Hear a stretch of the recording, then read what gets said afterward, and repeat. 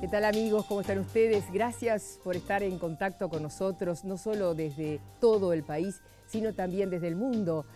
Nuestros entrevistados han sido consultados desde Australia, desde España, desde Estados Unidos. O sea, realmente cuando decimos que es un canal para todo el mundo, lo es. Podemos dar fe. Así como muchas veces no podemos dar fe de cuestiones que no vemos, como por ejemplo el caso que hemos tratado hace muy pocos programas atrás, inclusive con el doctor Radi, en otros aspectos más científicos, el tema de la materia, el tema de los átomos, el tema de lo cuántico, el tema de la sanación, de la física cuántica.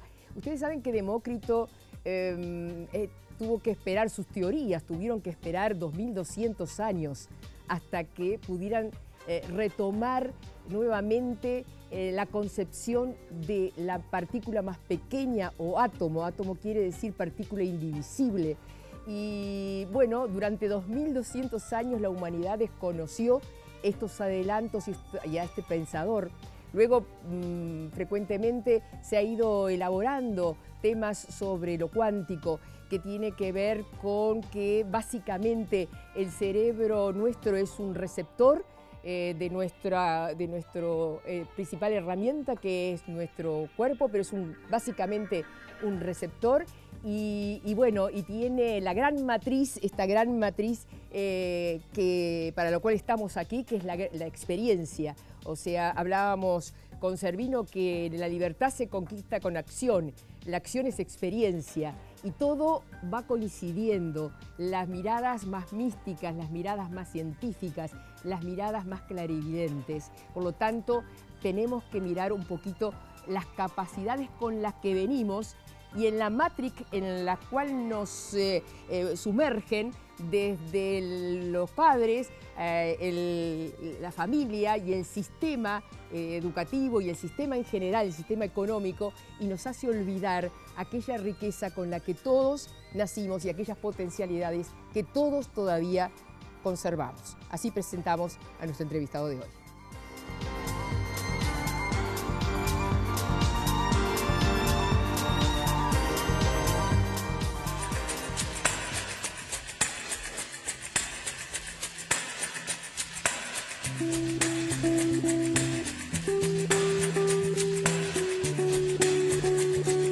Marcelo Acquista-Pache nació en Mercedes en 1966 y ha desarrollado desde su infancia un don, la capacidad de adelantarse a los acontecimientos. Lo comento como una anécdota, que mis padres pensaban que yo tenía problemas auditivos, porque en realidad después se dieron cuenta que no, pero yo, por ejemplo, iba a atender la puerta o el teléfono y cuando estaba llegando recién tocaban yo abría la puerta y la persona estaba por tocar el timbre. Digamos, esos son los primeros relatos, digamos, que me cuentan mis padres, porque yo lo asumía como algo natural, pensaba que era normal poder o sentir el timbre e ir a atender. Yo estuve muchos años, estuve 15 años prácticamente sin decirle a nadie. Digo, en primer año de escuela, lamentablemente escuchaba la campanilla y me levantaba siempre antes que los compañeros. Para el recreo. Claro, eran 4 o 5 segundos antes, pero yo escuchaba y me levantaba. Entonces, claro, le dispersaba la clase a la maestra. De las primeras 2 semanas pasé más o menos 7 veces en la dirección. Más tarde, entendió que podía utilizar ese don. Bueno, yo a los 13, 14 años me empezaron a pasar cosas, ¿no? Nuevamente empezó como a recurrir en mí ese tipo como de avisos premonitorios. Y ahí ya me di cuenta de que me servían, o si los utilizaba adecuadamente, digamos, tenían un fin, o por alguna razón me venía esa información. En el 85 viaja a Montevideo para estudiar abogacía y dibujo publicitario. En el 90 pone su propia agencia de publicidad. Un año después atiende la llamada de su primer caso policial. Y a mí me llamó la atención porque era algo totalmente diferente para mí, digo, porque yo nunca lo había planteado desde esa perspectiva, nunca lo había aplicado, digamos, en un caso y menos policial. La técnica que utiliza Marcelo Acquista-Pache se llama sustitución de percepciones. Casos de personas desaparecidas o en homicidios, cuando desde el punto de vista científico no se puede adelantar. Correcto. ¿Esto no lo hace usted por dinero? No. este no es un negocio suyo. Yo lo que entendí desde un principio es que no debo cobrar por colaborar. Entonces lo que hago es selecciono los casos. ¿Por qué? Porque de esa forma me desvinculo del tema de lucrar para ayudar. Tiene una familia numerosa. También tengo muchos cables a tierra, ¿no? O sea, soy padre de familia, tengo 4 chiquitos, escribo, pinto, aparte trabajo y entiendo que... Y siempre me sorprendo porque digo, si bien a veces estás en casos complejos, la posibilidad de salirme, de meterme y salirme. Creo que todos tenemos el potencial de desarrollarlo. En realidad está todo vinculado a nuestro cerebro primitivo, que viene a ser el subconsciente. Llama la atención de cómo uno puede realmente obtener información. Todo el trabajo que en general que hago tiene todo eso tan enigmático, relacionado al futuro y al pasado. En realidad es física cuántica. Lo que hago es aplicar un método y obtengo resultados. Lo que hago es complicado, es como un periodista, ¿no? Uno trata de ser apolítico y afutbolístico, ¿no? Porque siempre después están los problemas. Que a veces uno lo que visualiza no siempre es lo que uno quiere. Que lo que he podido desarrollar estos años es simplemente demostrando lo que todos podríamos hacer si creyéramos en esto y nos pusiéramos las pilas para empezar a entrenar y a desarrollar.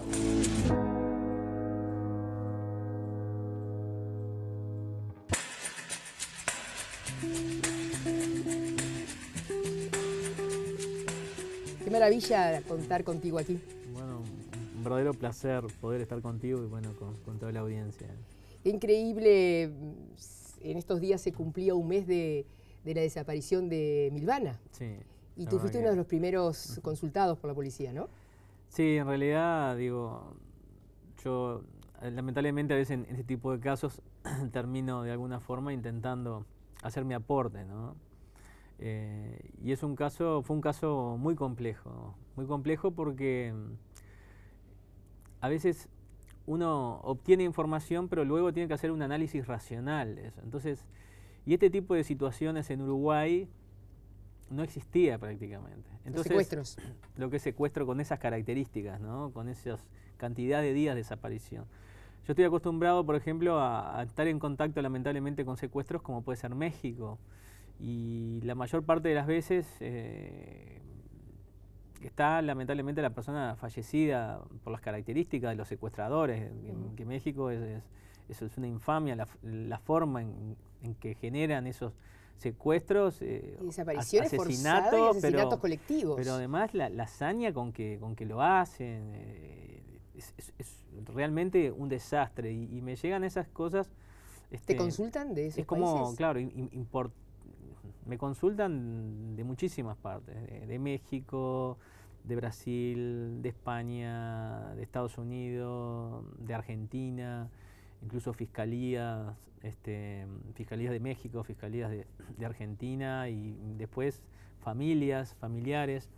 Tú me venías diciendo que, y yo te interrumpí, que es como que si en Uruguay se hubieran importado algunas de estas... Claro, y es lo que me aterra un poco, ¿no? Cuando nos encontramos con esta situación de esa organización que involucraba a tanta gente en un tipo de delito de la bajeza que es el secuestro y privar de libertad a alguien a cambio de dinero y digamos en las condiciones que la tenían, es a veces difícil imaginarlo, ¿no? Y en el tema de la percepción, a veces también te lleva a equivocarte cuando haces una interpretación racional de esa percepción. Porque uno como que de hecho descarta que eso es posible que ocurra en Uruguay.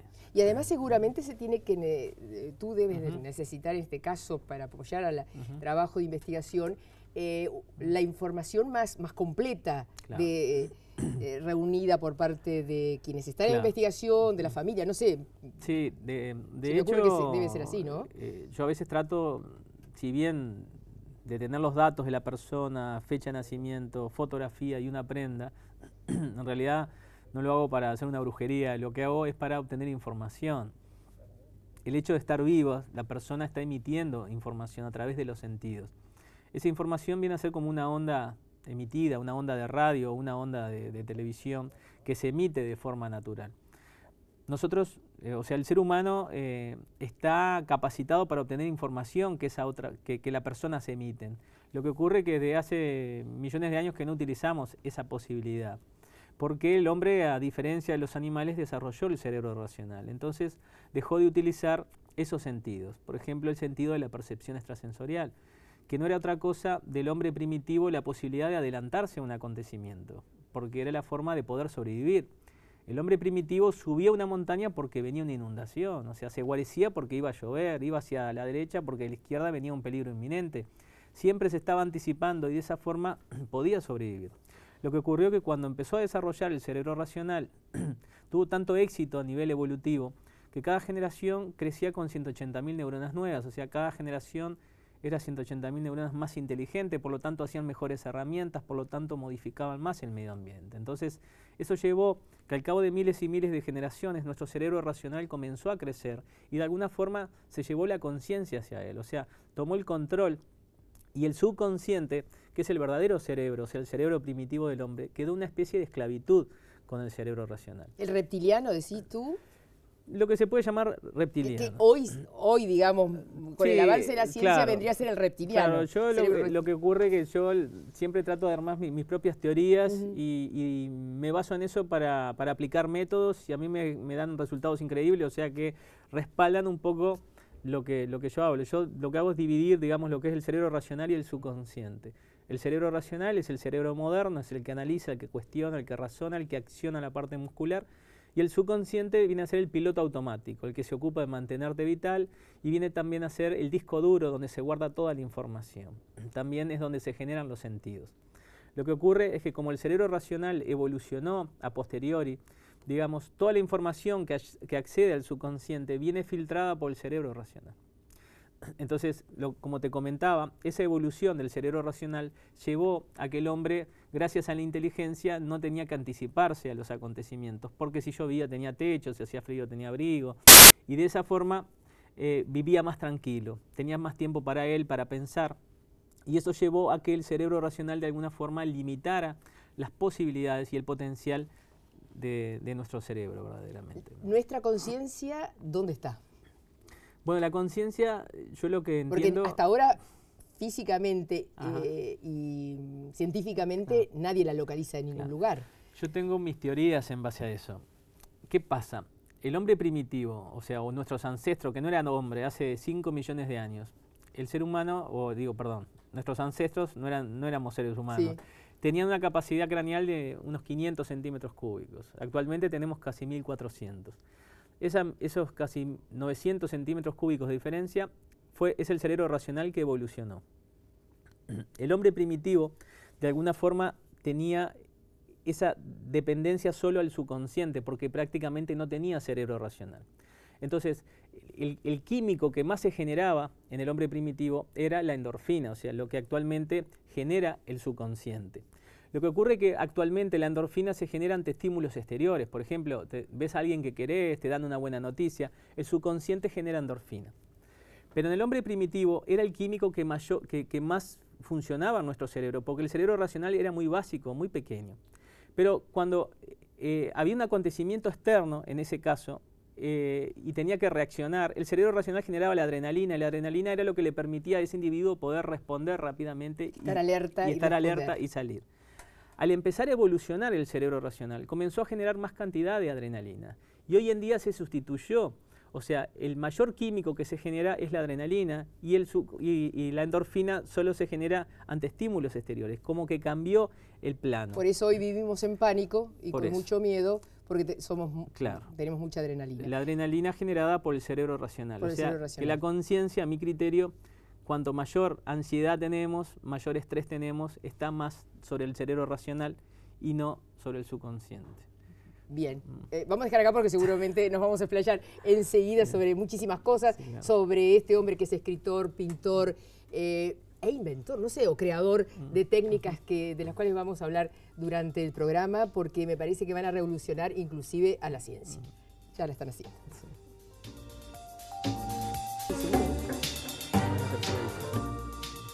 Decíamos que Marcelo Aquistabach, entre otras cosas, es escritor Gracias por este libro, El Enigma del Rosario. Es la tercera edición.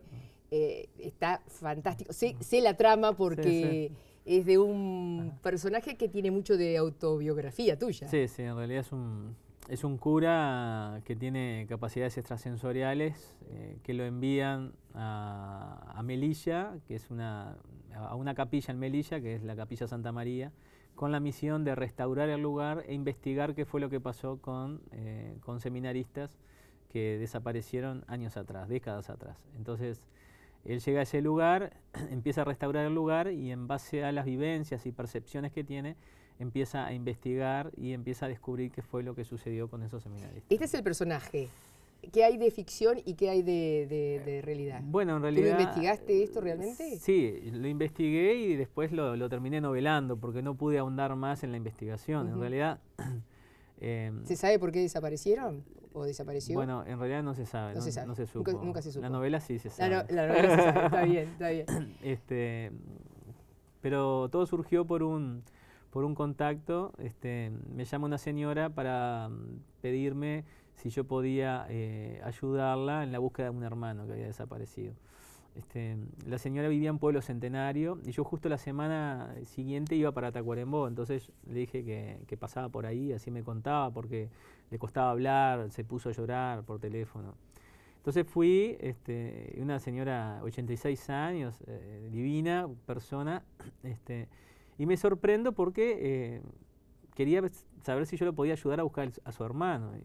Y bueno, y yo le dije, bueno, y cuando me empieza a mostrar fotos, vi que eran fotos antiquísimas. Sí.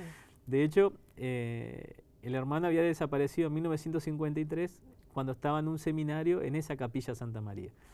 Entonces le expliqué que para mí era imposible. De hecho, yo los casos que tomo o que colaboro son casos máximos 2 años de que ocurrió el acontecimiento, por la misma forma en que trabajo. O sea, la información se puede obtener, pero si pasa mucho tiempo, luego no se puede sustituir por investigación científica. Entonces quedó media pobre triste, porque le dije que no podía, pero le dije que bueno, que de todas formas iba a tratar de ir al lugar y tratar si podía investigar algo de lo que había sucedido. Y bueno, y un par de meses después fui al lugar, a esa capilla, y me encontré con un lugar fantástico, parecía la campiña francesa. El lugar, las características, los caminos con piedra en los costados, y esa capilla que tenía una especie de misterio con una casa parroquial al lado y lo que era el seminario viejo, que en realidad eso era parte del casco de estancia de la familia Uribe. Eso lo donaron a principios del siglo pasado, o sea, del siglo XX, lo donaron a las monjas vicentinas. Allí pusieron un hogar de niños, niñas huérfanas, y en la década del 40 eso pasó a la curia. Y ahí la curia puso un seminario. Y ese seminario, a fin del 75, 76, se cerró y estuvo 30 años abandonado. Y justo cuando yo llegué, estaban en etapa de por empezar a restaurar el lugar. Y había un diácono viviendo en esa capilla, en esa casa parroquial. Y bueno, me mostró el lugar y saqué fotos. Y bueno, me enamoré de ese lugar y empecé a tejer esta novela en base a un hecho real, pero por supuesto después lo novelé. Y bueno, me terminó atrapando y de hecho, bueno, ahora ya se está terminando la tercera edición, estoy para una cuarta edición y además ahora tengo el placer, estoy trabajando con un dibujante de cómics y estamos llevando esta novela a un cómics a todo color y bueno, nos va a llevar tiempo, pero bueno. Tanto el dibujante es un apasionado, quedó enamorado de la historia y bueno, estamos trabajando en eso, así que eso va a ser también como darle una inyección de nuevo a esta historia. A esta historia. ¿Cuándo se instala en tu, no sé si llamar subconsciente, conciencia o qué, esta necesidad de seguir, de mostrarte tal cual sentís? Bien. Yo en realidad lo que es el tema de percepción lo tengo de chico, después como tú explicabas hoy en la presentación, la misma sociedad te va limitando esa capacidad, ese potencial y en definitiva a los 13, 14 años me di cuenta de que podía empezar a aplicar una serie de cosas. A los 17 años tuve el placer de conocer a Fabio Puentes en Tacuarembó, descubrí la hipnosis, que es con lo que hoy estamos desarrollando, y me di cuenta del potencial que tenía la mente, aplicándolo en ejercicios prácticos, en estudio, aplicándolo en tratar de visualizar qué me iban a poner en los exámenes, y después me sorprendía de las coincidencias, y ahí me di cuenta de que si yo aplicaba un método, obtenía resultados. Cuando tú haces las predicciones, ¿también utilizas la hipnosis? Bueno, en realidad sí, hago una especie, claro, hago una especie de autohipnosis, ¿no? ¿Cómo es que por la gente que te conoce claro. ya tanto sabe que tú claro. Lo que hago es provocar la búsqueda de algo. La búsqueda. Claro, yo lo que hago es, por ejemplo... Y cuando haces esos movimientos... Yo lo que hago, los movimientos, es generar una serie de reacciones físicas que provocan esa búsqueda de información. ¿Eso es intuitivo? Eso lo he ido desarrollando con los años. ¿Lo has logrado solo? ¿O es parte de lo que aprendiste? O sea, lo he logrado solo porque entiendo que el método que desarrollé es un método muy particular. Ajá. Lo que sí he tratado de hacer es, desde hace años, ponerme en contacto con instituciones serias en la materia. Porque claro, estás en el filo de la navaja, entre lo científico y el chanta. Claro. Es una cosa difícil. Es muy difícil. Por eso, desde que tuve posibilidad de empezar a colaborar, yo no cobro por colaborar en casos de búsqueda o en casos de homicidios, porque entiendo que no debo cobrar. Y es la forma, de alguna forma, de sanearme, digamos, frente a la sociedad, y entiendo también que debe ser un aporte a la sociedad. Entonces, estos movimientos, claro, decías que son... Lo que a mí generé, me llama la atención, claro, porque es como automático, haces claro, como... Es como una serie de movimientos.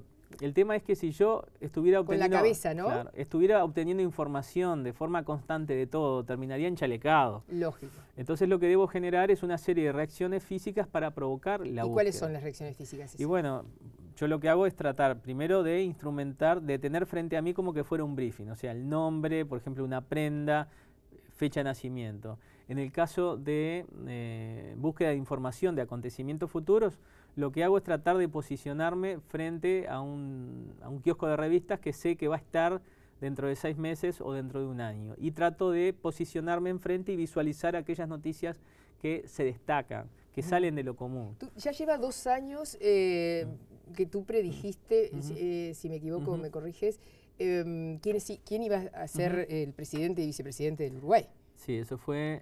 Y el intendente, perdón. Bueno, y el intendente, sí. De hecho, se han ido dando, y... Creo que el 2013, fin de 2013.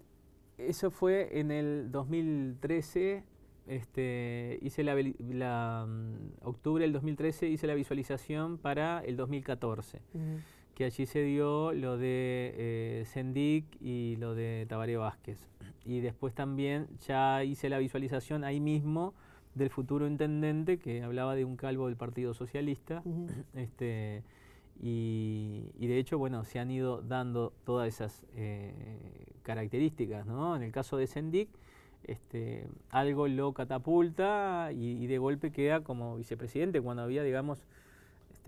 Lo que pasa, a veces con el diario del lunes es fácil decirlo, pero 2 años antes era muy improbable de que Sendik pudiera llegar a vicepresidente, porque no tenía, digamos, los parámetros necesarios como para ni los votos que después reunió. Ni los votos, porque fue sorprendente. En realidad fueron los votos lo que definieron la fórmula, y fue sorpresivo, ¿no? lo que permitió Seguro.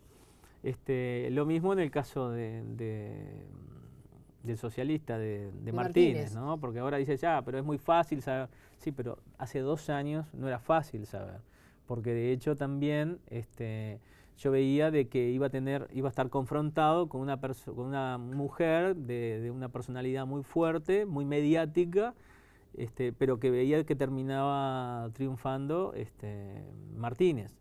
Y de hecho, bueno, la contrincante que tuvo internamente era más que poderosa, ¿no? De hecho, nada menos que Topolansky, ¿no? Que muchos pensaban de que, bueno, que podía llegar ella a llegar a ser intendente. Y también lo de la Copa América, estamos en pleno desarrollo.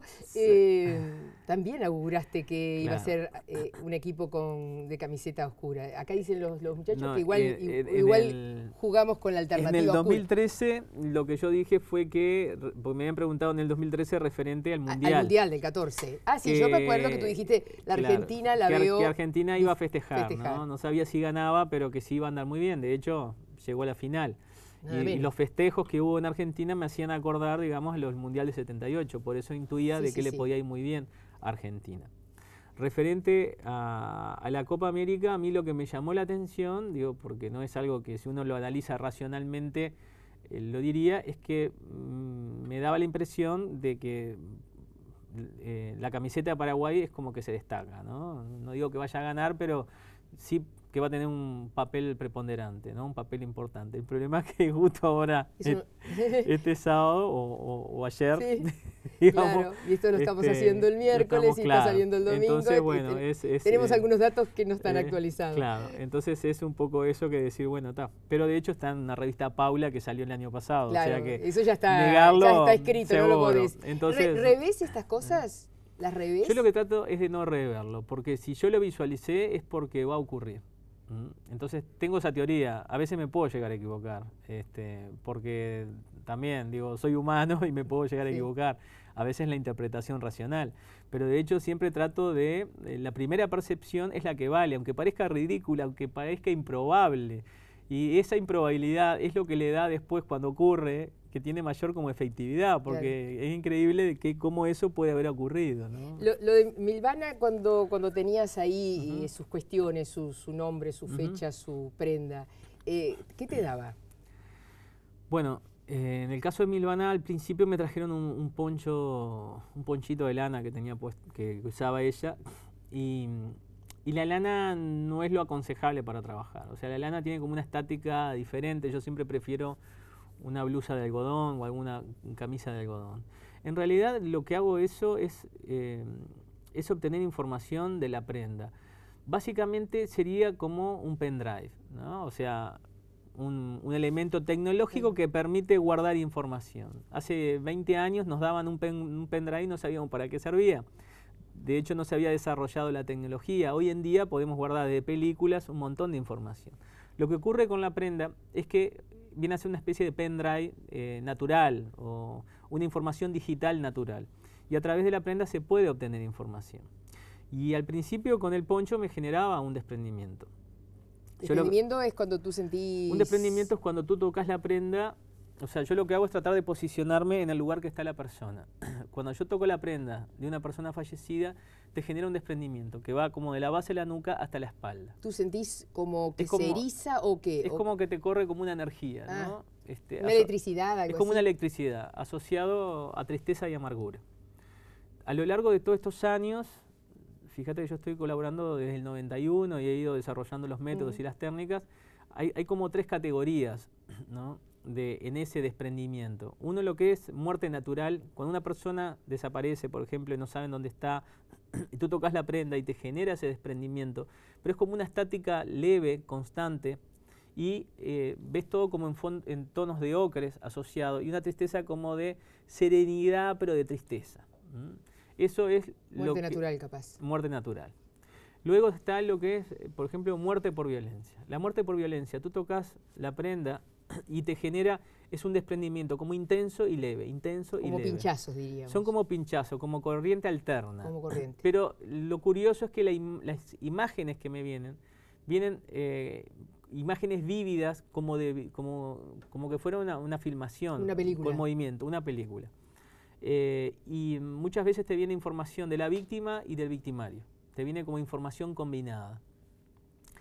Y después, la más terrible, porque de hecho es la que me deja peor, porque quedo todo como cargado, con una estática negativa, por decir de alguna forma, es lo que es el suicidio. El suicidio, tú tocas la prenda de un suicida y te genera un desprendimiento intenso, muy intenso, que es como que te están electrocutando, por decirte algo. Y muchas veces... En todo el cuerpo. Sí, te corre de la base de la nuca hasta la espalda, pero es como una intensidad. Y eso, y te viene una carga de negatividad enorme, como tristeza, amargura, como arrepentimiento, y la mayor parte de las veces los suicidios revivís los últimos segundos de vida de esa persona. ¿Has llorado algunas veces reviviendo esto? ¿O no pasa por ahí la información? No, o sea, yo lo que hago es revivir todos los sentidos. O sea, trato de utilizar todos los sentidos. ¿Olfato también? El olfato, a veces sentís el olor a descomposición, sentís el sonido, sentís el frío, el calor, sentís, bueno, la visualización. Yo desarrollé un método que se llama sustitución de percepciones, que lo que hago es empezar a visualizar el entorno de donde está esa persona. Entonces, luego cuando tengo los elementos, se va sustituyendo de macro a micro, y eso permite ir acercándose a un lugar determinado. ¿Te lo propones o ya es un método instalado en ti? O sea, quiero ver ahora de cerca, no, eso lo micro, no. No, me vienen, por lo general, me vienen de forma increíble, me vienen elementos, por lo general de macro a micro. O sea, ves el lugar en general como una costa de lo que me mostrabas ahí antes, de un chico que se había ahogado en una laguna. Claro. Lo ves en general y después ves... Claro, una casa amarilla. Y después ves la casa amarilla. Claro, entonces lo que se hace es, se sustituye de macro a micro, por ejemplo, el lago, después un puente y después una casa amarilla. Entonces cuando llegás a la casa amarilla, lo que haces es provocar la búsqueda desde el punto de vista científico. O preguntás, buscás testigos, buscás una prenda o muchas veces el cuerpo. Entonces eso lo que me ha permitido es llevar de una lectura psíquica, llevarlo al campo de la investigación. Pero siempre la percepción tiene que tener un sustituto desde el punto de vista científico, si no, no deja ser producto de mi imaginación. Siempre está dentro de tu subconsciente, diríamos. Claro, o sea, de tu parte si yo no sustituyera esa percepción o esa visualización por algo existente, claro, no sería pura especulación de la imaginación. Ya volvemos, porque me vas a mostrar aquello que estoy intrigadísimo. Bueno, buenísimo.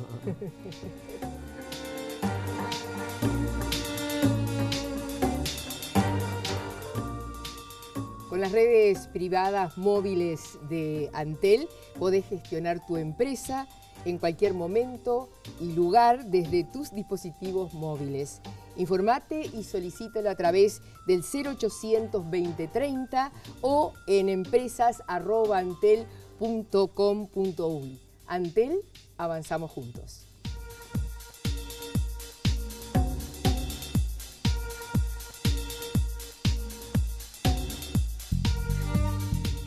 Hemos estado hablando de lo que sentís, de cómo percibís, de cómo encontrás, de cómo colaborás con la búsqueda de o la investigación de. Estamos hablando de física cuántica. Sí, no hay duda. Yo siempre... Del viejo Demócrito.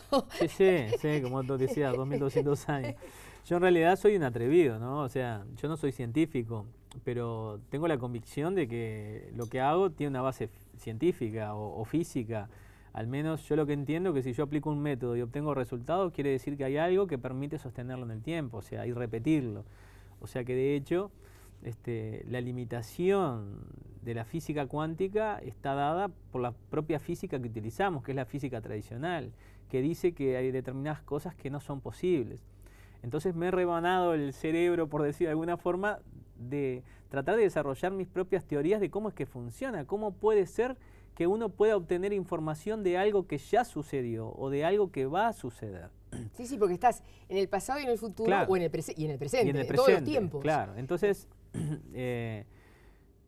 me llevó tiempo. O sea que estás trabajando, perdóname, con el espacio-tiempo en todo momento, para no repetir tiempo, en todo momento, y una concepción del espacio-tiempo absolutamente diferente. El otro día, Laura Kundig, que trabaja con medicina cuántica, decía, bueno, si esta pierna se fractura muchas veces, un deportista, ¿no?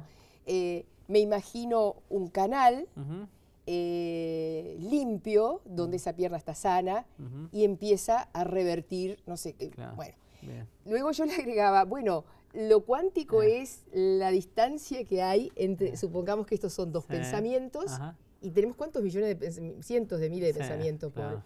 es el espacio que queda entre dos pensamientos. ¿Tú eso lo haces automáticamente? Sí. ¿O no es así que lo ves? Sí. ¿O que lo sentís? Se genera automáticamente. Dependiendo del caso, muchas veces tengo que ir hacia adelante o a veces tengo que ir hacia atrás. Cuando, por Pero ejemplo, viajás en el tiempo, en el espacio, lo que se hace ¿cómo es? El tema es así. Estamos aquí nosotros dos. Claro, bueno, ¿en qué tiempo estamos? Este acontecimiento, no tenemos tiempo acá. El espacio-tiempo es inventado por el hombre, porque es la forma de medir el tiempo. En realidad el espacio-tiempo no existe, el espacio-tiempo es inventado por la propia naturaleza humana para poder medir el espacio, para poder medir el tiempo que transcurre, el tiempo que vivimos. Una convención cultural a la que todos estamos de acuerdo ponemos en Google, o utilizamos. Claro. De hecho, por ejemplo, la conclusión que yo llegué, y que si uno lo analiza te vas a dar cuenta, es que todo acontecimiento, por mínimo que sea, genera una emisión de información que es infinita. Entonces, energía. Es una energía, pero es como una emisión de información. Es una emisión que lo que hace es emular el Big Bang, la creación. Cuando comenzó la creación del universo, hubo una gran explosión. Esa explosión nunca se mantuvo, nunca se detuvo, siempre se mantiene. Por lo tanto, todo acontecimiento genera la misma expansión de información. Entonces, ¿cómo puedo llegar yo a, de alguna forma, interpretar cómo funciona eso? Y esto me llegó de forma sorprendente, estando en una exposición en el 2007 en Buenos Aires. Yo me quedaba en un apartamento del papá de un amigo que me lo prestaban, que era sobre la Avenida de Mayo, un apartamento de 1800 y pico, dormía en un altillo que estaba medio a hacer. Y un día de madrugada me desperté con esas cosas que me vienen y empecé a escribir, y escribí una especie como una fórmula que yo no entendía un pomo, porque la verdad que no entendía, la química y la física no es lo mío, y una serie de palabras. Cuando empiezo a buscar en el diccionario y a interpretar eso que yo había escrito, me encuentro con una formulación de Einstein relacionada a la teoría de la relatividad. Y en una parte de la interpretación me llega todo asociado a lo que es la fotografía. Y ahí me di cuenta. En realidad... Capturar el instante. Claro. ¿No? El hombre, la fotografía se inventó en 1837, lo que se llamaba el daguerrotipo. El daguerrotipo era una placa sensible que se colocaba en una caja negra, un obturador permitía que pasara la luz y eso lo capturaba. En realidad es el invento del siglo porque es la forma de detener el tiempo. El hombre inventó una máquina del tiempo y lo detuvo. ¿Qué pasa? Cuando uno, por ejemplo, saca una fotografía a un lápiz sobre un papel blanco, hace 100 años solo podía sacar en blanco y negro. A medida que se desarrolló la tecnología, se fue sacando color, después se le fue agregando movimiento, y hoy en día, cada 6 meses, la tecnología queda vetusta. Cada vez sacamos mayor cantidad de información porque pasamos de papel a lo digital. Y ahí la tecnología se desarrolla día a día. ¿Qué quiere decir? Que a medida que desarrollamos la tecnología, mayor cantidad de información obtenemos de un mismo acontecimiento. O sea, ¿qué quiere decir? Que nunca nos va a dar la tecnología para capturar toda la emisión que un papel sobre un fondo blanco está generando, un lápiz. Solo percibimos un porcentaje pequeñísimo, Claro. a pesar de que la tecnología Correcto. cada vez nos arroja más información. Entonces, a lo que voy, si un lápiz sobre un fondo blanco genera una cantidad de información infinita, imagínate un homicidio donde está la emisión generada por la víctima, el terror, el miedo, el dolor, y el victimario, la violencia, la agresividad. Eso se genera como una explosión de información. Y esa explosión se mantiene allí como una estática de información a través del tiempo y el espacio. ¿No se disipa? No se disipa. O sea, donde hubo un crimen... No se disipa. No se Lo que disipa. ocurre es que el tiempo pasa y después es muy difícil sustituir esa percepción por la investigación científica. Y te voy a contar por qué comprobé que no se disipa.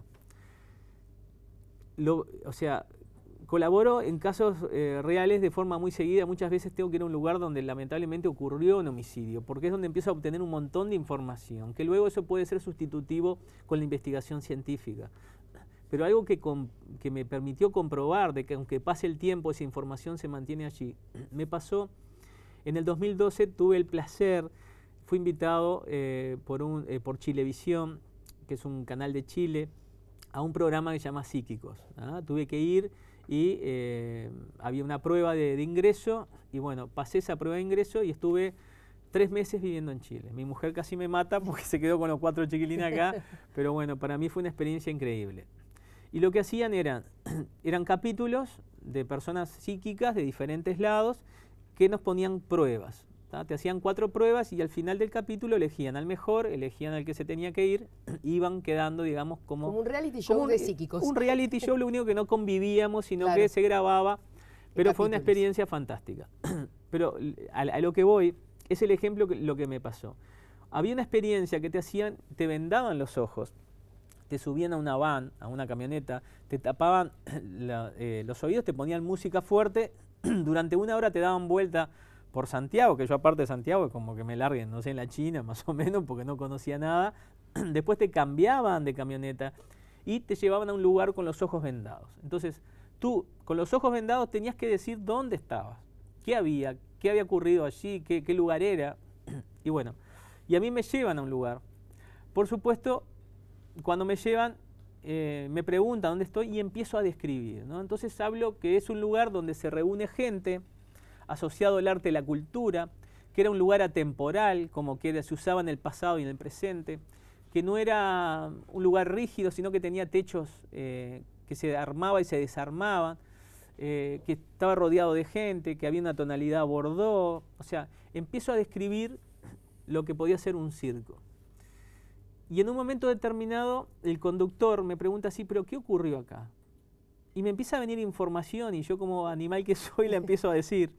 Y no analicé la información. Y yo lo que dije fue lo que me vino. Digo, este lugar es un lugar de suma importancia para la historia de Chile, está asociado a Allende, y aquí ocurrió un hecho trágico de sangre asociado al golpe de Estado de Chile. ¿Qué había pasado ahí? Entonces me dice, ¿estás seguro de lo que estás diciendo?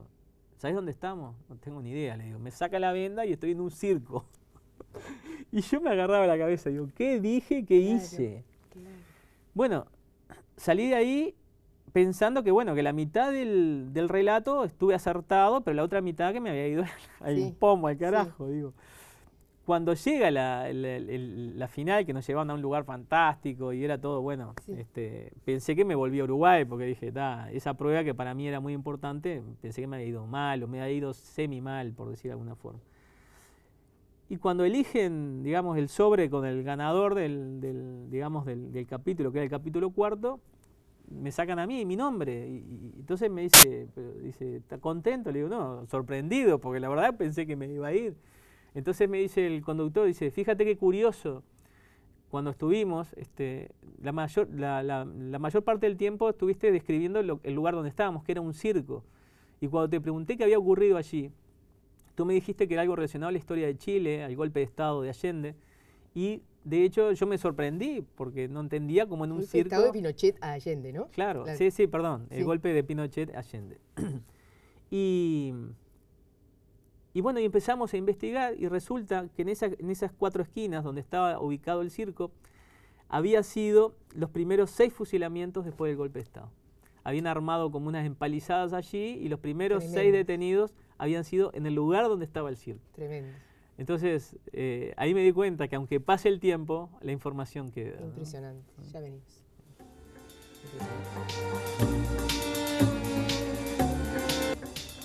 Es fantástico. ¿Y esto cómo se aplica? ¿Cómo se ha desarrollado? Bueno, nosotros... Estoy viendo en 3D. Sí, desde hace 3 años que estoy trabajando con el tema de adicciones a través de la hipnosis. Justamente cuando estuve en Chile por este reality, fui contactado por una clínica chilena para desarrollar el método de lo que es cinturón gástrico virtual. De hecho, lo que hice fue desarrollar, viene a ser una operación quirúrgica de reducción del estómago, pero se hace virtualmente. Para adelgazar. Para adelgazar. A través de la hipnosis se lleva a la persona a un bloque quirúrgico y la persona vive todo el entorno como que estuviera viviendo esa operación. Cuando el cerebro racional toma el control, va a buscar la información relacionada a la capacidad del estómago y entiende que hubo una operación quirúrgica y su estómago se redujo. Por lo tanto, manda el aviso de satisfacción antes. Esa operación, digamos, tuvo furor en Europa y luego en Estados Unidos y de hecho en muchas partes del mundo se hace solo esa tercera sesión. Cuando yo vine a Uruguay, a través de los comentarios de Facebook y lo que es la parte virtual, empezaron a pedirme para diferentes adicciones. Y bueno, y así fue que empecé a desarrollar un método para no solo para adelgazar, sino que para dejar de fumar, para alcohol, para ludopatía. Y luego empezamos con grupos y realmente con resultados increíbles. Cambian las imágenes. Lo que nosotros nosotros hasta ahora usamos lo que es la hipnosis con ojos cerrados, como habitualmente se hace. Lo que yo entendí es que si nosotros logramos desarrollar la hipnosis visual, eso permitiría abrir un campo de forma increíble porque la cantidad de información que accede al subconsciente es mucho mayor. Definime en 2 palabras qué es hipnosis. La hipnosis lo que es, digamos de alguna forma, es desconectar al cerebro racional. El cerebro racional es el adicto, ¿tá? El cerebro racional es el que genera los miedos, el pánico, las fobias. Por eso es tan difícil dejar las adicciones, porque por peores cosas que veamos de esa adicción, esa información nunca llega al subconsciente, que es donde se guarda la información. En realidad nuestro cerebro funciona eléctricamente y el cerebro racional de alguna forma tiene el control para utilizar los circuitos de nuestra mente. El que coloca, digamos, la información en las estanterías viene a ser el subconsciente, que es el cerebro primitivo, pero el que le dice dónde y cómo colocarlo es el cerebro racional. Por eso, como te decía, las adicciones son tan difíciles de dejar, porque el primer interesado en que no dejes la adicción es tu propio cerebro racional, que él es el verdadero adicto. Y esto trabaja lo que sobre permite, el cerebro racional. Claro, esto lo que permite es inducir, digamos, desconectar al cerebro racional, porque el cerebro racional no es otra cosa que un intermediario de información, es un procesador. Entonces nosotros a través de la relajación y de la inducción visual lo que hacemos es desconectar al cerebro racional y podemos acceder directamente al disco duro. Lo que hacemos es modificar la información de referencia, cambiarle el borne positivo que el cerebro racional utiliza para la adicción. Nosotros vamos y le colocamos un negativo. Cuando el cerebro racional toma el control, él sigue adicto como siempre, pero cuando va a buscar la información que le permitía armar el circuito de la adicción, donde había un positivo se encuentra un negativo, entonces se genera un cortocircuito. La persona se enfrenta a algo que se moría por consumir y se da cuenta que no lo desea. Entonces, lo que le permite es una tregua. Pero no siempre se usa estos lentes. Es que hasta ahora nunca se usó los lentes. Nosotros lo que hicimos fue desarrollar un método visual. Para eso desarrollé una cabina curva que se va proyectando la inducción y los resultados son increíbles. O sea, la persona queda con los ojos abiertos, pero no se puede mover porque el que maneja la parte muscular es el cerebro racional. O sea, bien, quiero dejar de fumar, por ejemplo, un ejemplo cualquiera. ¿Las imágenes son diferentes para adelgazar? Claro, claro, porque está asociado al producto en cuestión, ¿Y el relato, a la adicción. ¿El relato también? El relato también. Lo que ocurre es que yo he ido desarrollando el método. Es increíble, por ejemplo, para modificar una adicción, yo lo que hago, lo llevo a una fábrica y le muestro lo que le gusta y se lo fabrico con las cosas que no le gustan. Pero esa inducción de una fábrica... ¿Imágenes? Ahora estamos desarrollando todo en imágenes, pero hasta ahora lo estamos haciendo con ojos cerrados, a través de relatos y efectos. Los resultados estamos arriba de un 75% de efectividad para dejar de fumar. O sea, en una sola sesión, más del 75% de las personas dejan de fumar definitivamente con una sola sesión.